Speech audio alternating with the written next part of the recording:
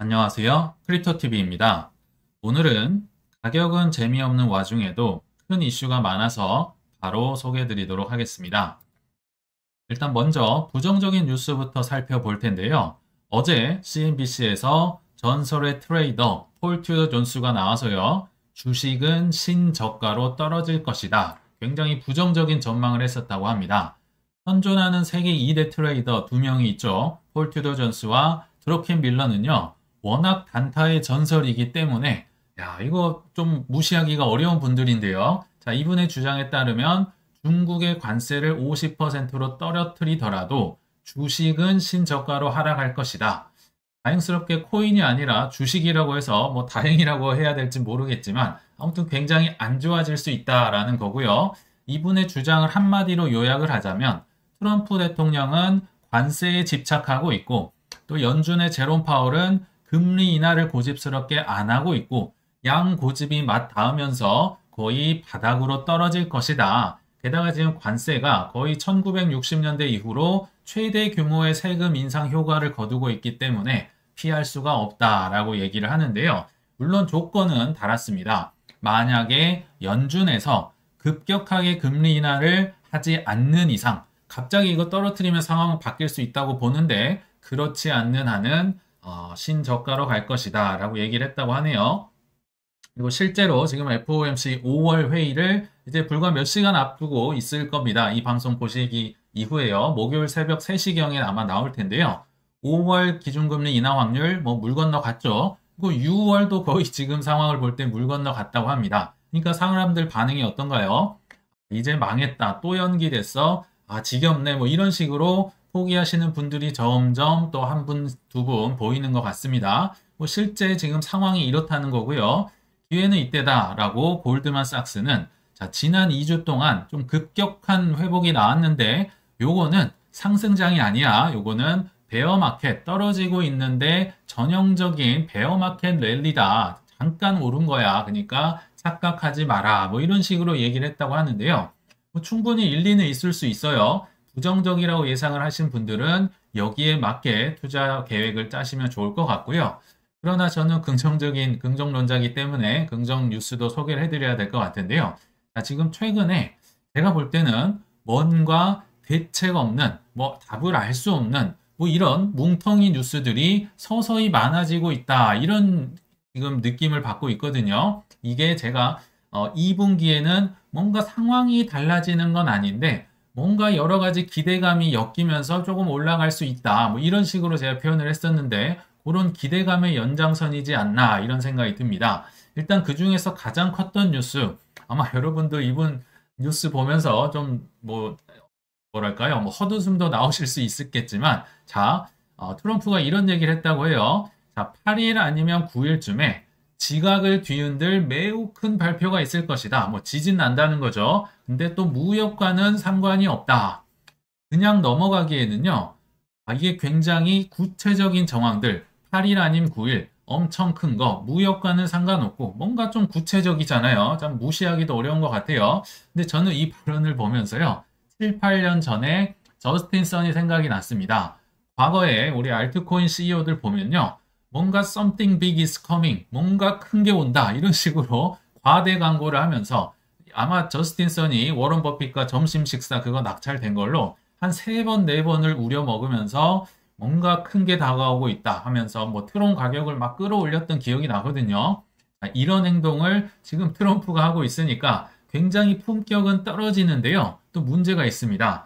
이분 말을 무시하기에는 아직까지는 어마무시한 영향력을 갖고 있죠. 불과 4월 10일경이었던 걸로 기억납니다. 한 달 전쯤에 주식 사기 너무 좋은 시기 같은데 이런 SNS를 날렸잖아요. 근데 그때 당시 아무도 사람들이 믿지도 않고 관심도 없고 했었는데 불과 몇 시간 후에 트럼프가 관세 유예를 90일을 발표를 하면서 나스닥이 무려 12%가 올라가는 코인도 올랐지만 주식이 더 많이 올랐던 것 같아요. 이런 상황이 있기 때문에 이거를 무시하기에도 너무 또 리스크가 크고 무시할 수 없는 자리에 있겠죠. 그래서 이 뉴스를 한번 세부적으로 보겠습니다. 먼저는 매일경제에서 이게 속보로 뜬 거고 블록미디어가 이제 나중에 올린 것 같아요. 매경에 나온 뉴스 내용을 한번 살펴보면 자, 이분이 이런 얘기를요, 한 번을 한 것도 아니고 두 번을 얘기했는데, 그것도 SNS로 한 게 아니라요, 그냥 중요한 공식 행사에서 이런 얘기를 했다는 겁니다. 첫 번째가 언제였느냐? 한이 총리와의 회담 당시, 새로 바뀐 캐나다 총리를 만났을 때 뭔가 큰 게 온다 얘기를 첫 번째로 했었고요. 두 번째가 스티브 위트코프 중동 특사 취임식 선서에서 또 이런 얘기를 했습니다. 아시겠지만 이 위트코프가 트럼프의 골프 친구이자 뭐 부동산 재벌이자 뭐 굉장히 아끼는 뭐 충신 중에 한 명이라고 말씀드렸죠. 두 번이나 큰 행사에서 얘기를 했다는 겁니다. 지진이 나는 소식. 그러니까 이게 무시하기가 어렵죠. 그리고 이는 무역에 관한 것이 아니라 다른 것이다. 관세 뭐 이런 게 아니라고 하네요. 그러면서 힌트를 또 주네요. 미국과 미국인을 위한 정말 기가 막힌 긍정적인 발전.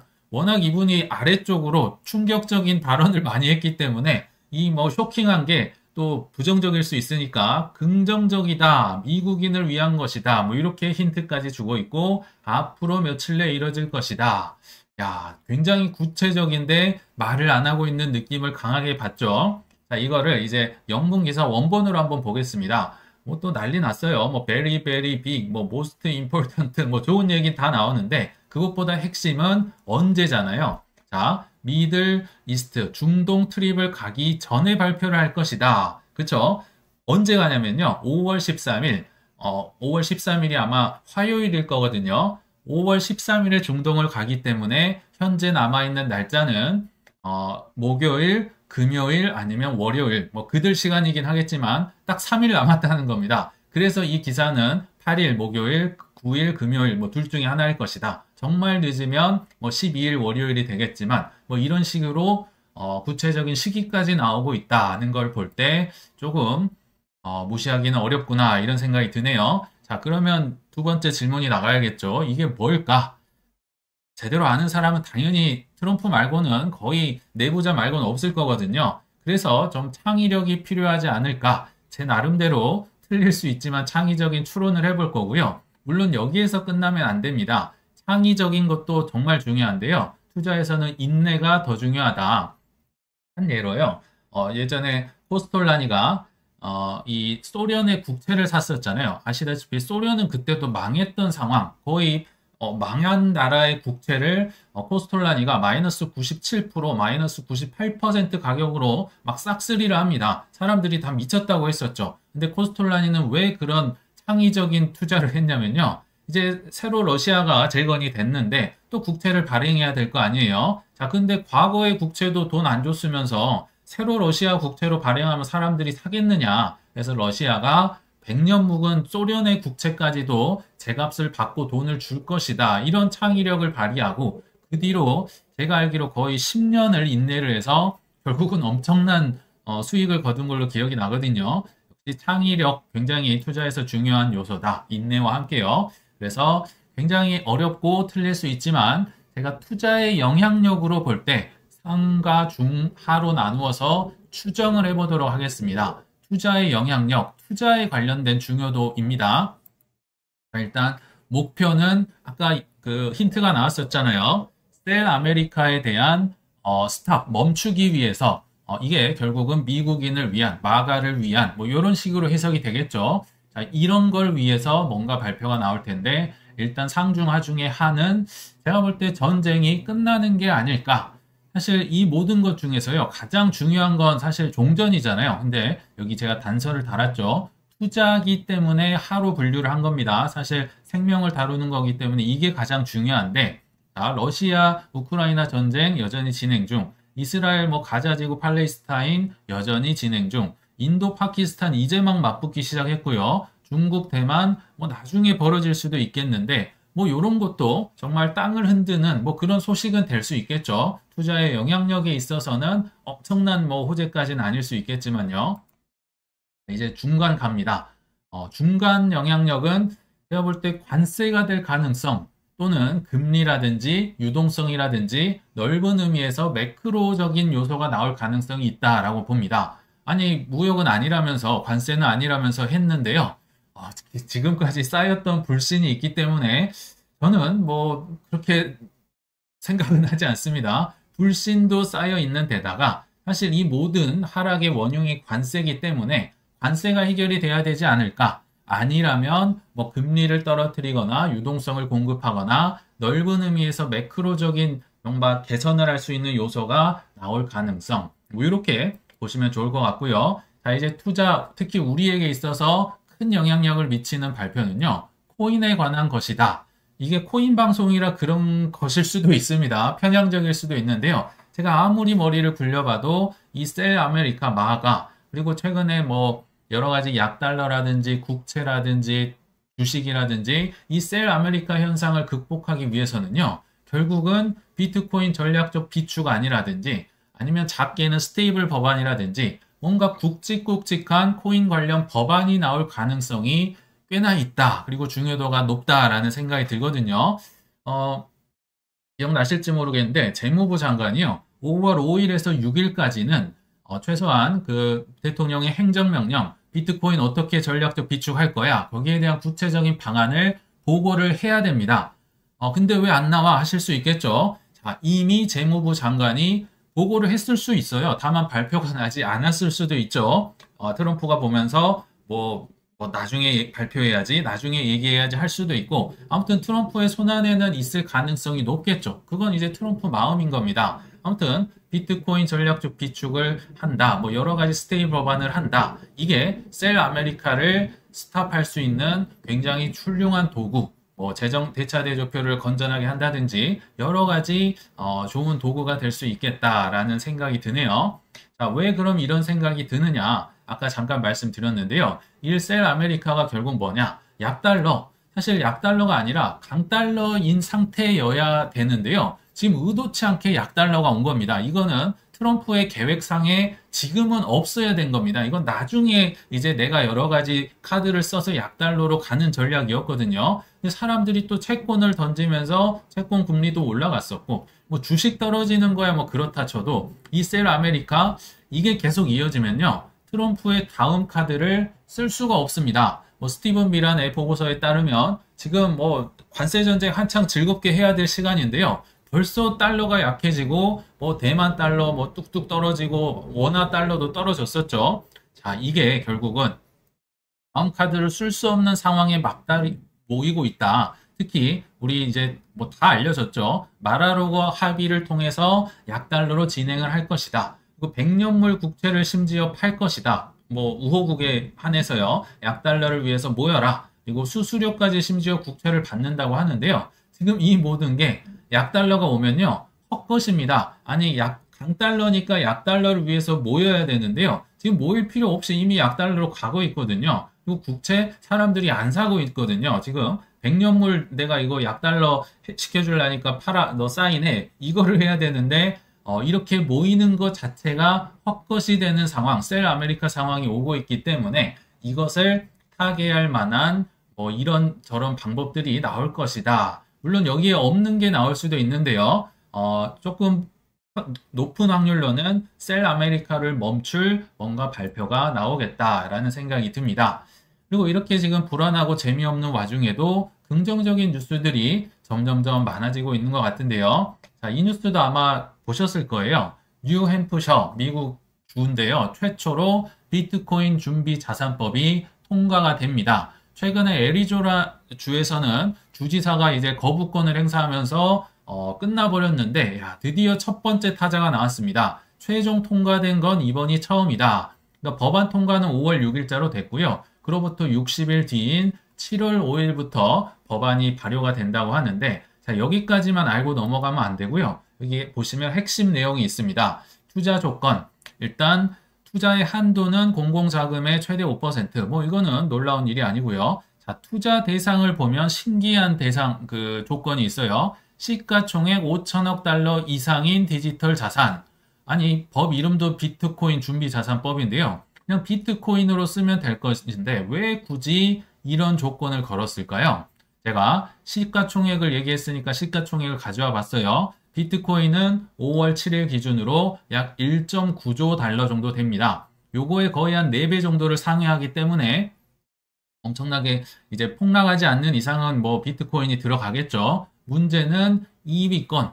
지금 누구나 놀리고 조롱하고 네가 사라 이더리움 하고 있는 이더리움의 시총이요. 그렇게 떨어졌다 해도 2220억 달러 2위에 해당이 되거든요. 자, 5천억인데 2200? 그러면 한 2배 조금만 더 올라가면 여기에 들어갈 수도 있겠구나. 이런 생각이 들지 않으신가요? 굳이 비트코인 외에 시가총액으로 이렇게 넣었다는 거는요.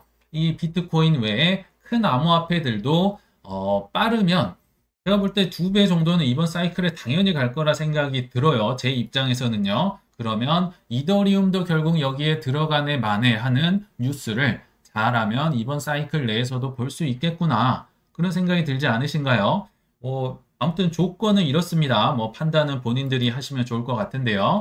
자, 그리고 또 하나 뉴스, 이것도 굉장히 큰 뉴스였습니다. 막 쏟아지는데요. 스캇 베센트가 이번 주에 스위스에서 중국의 부총리 허리펑이라고 있죠. 이분을 만난다고 합니다. 처음 만난다고 해요. 그래도 고위급 인사가요. 근데 여기서 보시면 아시겠지만 이분들이 만나서 뭔가 관세가 쉽게 해결이 될까요? 저는 그렇지는 않을 거라고 봅니다. 만났다는 데 의미가 있겠죠. 그러면 해결보다는 이분들이 이번 주에 스위스에서 만난대 이런 기대감이 모락모락 나오지 않을까. 2분기 내내 저는 이런저런 기대감이 계속 풍겨나지 않을까 이런 생각이 드는데 그런 정황들이 계속 나오고는 있네요. 가격은 재미가 없지만. 그리고 또 하나 중국의 인민은행에서도 다음 주부터 금융기관의 지급준비율을 0.5% 인하. 중국은 아시다시피요. 금리를 지급준비율로 조정을 합니다. 근데 요거를 0.5%나 인하를 하고 실제로 기준금리도 인하를 한다고 해요. 이날. 그리고 한국에서도 제가 가져오진 않았지만 기준금리 인하 기조를 이어가겠다. 이렇게 한국은행 총재가 최근에 얘기를 했었습니다. 그리고 그렇게 문제가 됐었던 미국의 국채금리가 올라가면 문제가 됐었잖아요. 막 국채 일본도 던지고 중국도 던진다 그러고. 근데 어제 미국의 10년물 국채 입찰이 있었는데요. 굉장한 수요를 기록하면서 10년물 국채금리가 그래도 꽤나 잡히고 있는 이런 모양새도 눈에 띄고 있다. 그리고 마지막으로요. 빌 에크먼이라는 별명이 리틀 버핏이잖아요. 이분의 얘기로 좀 마무리를 해보려 하는데요. 너무 길기 때문에 이 트윗을 제가 짧게 요약을 해보겠습니다. 자, 근데 이분이 과거에도 어떤 얘기를 했었냐면요. 이 트윗에다가 90일 정도 관세 유예를 해도 나는 놀라지 않을 것이다. 이번 주 월요일인지 화요일인지 가장 놀라운 재밌는 날이 될 것. 요거 기억나시죠? 근데 그때만 해도 이게 가짜 뉴스로 판명이 났었고 사람들이 이 사람 의견을 주목하지 않았었는데 실제로 그렇게 됐었잖아요. 타이밍까지 날짜까지 못 맞췄지만 그러니까 사람들이 야 이분은 뭔가 소스를 듣고 있는 거 아니야? 이런 생각도 실제로 하고 있다고 합니다. 아무튼 이제 어제 얘기인데요. 어제도 이런 트윗을 남겼는데 요약을 하면 자, 지금 관세로도 이득을 볼 수 있고 다른 나라들도 미국도 준비를 할 수 있는 방법이 있는데 그게 이런 거야 하면서 자, 중국의 관세를 20%로 즉시 낮추자. 145가 아니라 일단 20%로 가자는 거죠. 그리고 다음 1년은 매월 0.5%씩 오르자. 그리고 다음 1년은 매월 1%씩 올리자. 다음 1년은 플러스 1.5%씩 올리자. 뒤로 갈수록 관세가 높아지니까요. 빨리 공급망을 확보를 하고 미국이든 중국이든 대비를 해라. 그래서 이 정도면 관세로도 미국이 플러스일 것이고 서로 준비를 하니까 서로 나쁠 게 없다. 미국도 공급망 개편이라든지 뭔가를 꾀할 시간을 벌어야 될 거 아니냐. 이렇게 얘기를 하는데 생각보다 합리적이라는 거죠. 그래서 과거에 이 친구의 말처럼 지금도 뭔가 소스를 받은 거 아니야? 이런 얘기는 있다고 하는데 아무튼 이런 얘기가 돌 만큼 지금 뭔가 낙관적인 뉴스들이 조금씩 나오고 있다라는 생각이 듭니다. 결국 제가 드리고 싶은 말씀은요. 어떤 위기, 코로나든 금융위기든 IMF든 어떻게는 시간이 가면요. 해결이 되더라. 이거는 다들 공감을 하실 겁니다. 근데 문제가 뭐냐면요. 결론입니다. 단 내 실수를 인정을 하지 않으면요. 상황만 좋아지고 가격만 올라갈 뿐 나는 반드시 잃는 현상이 반복이 되더라. 이게 굉장히 무서운 얘기입니다. 근데 이게요. 다른 사람 얘기가 아니라 사실 제 얘기인데요. 과거에 저도 제 실수를 인정하지 않았더니 여러 번 위기를 극복하면서 뭐 주식도 올라가고 코인도 올라가는 상황에서도 저는 돈을 잃는 게 반복이 되더라고요.